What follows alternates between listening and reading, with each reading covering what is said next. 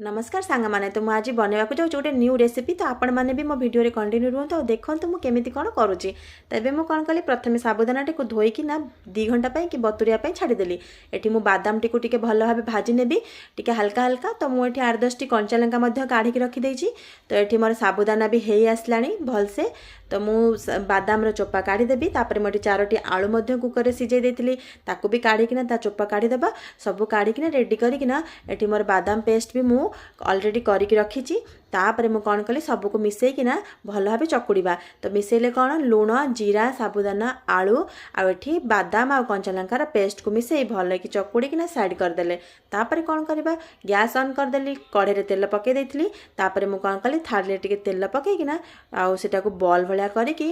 हल्का प्रेस करके थाली रे रखिली एथिपाई कि रखिली कारण थाली रे लागिबो नाही तो सेथिपाई मु ताको 5टा 6टा खंड एमती करके रखिदेली एठी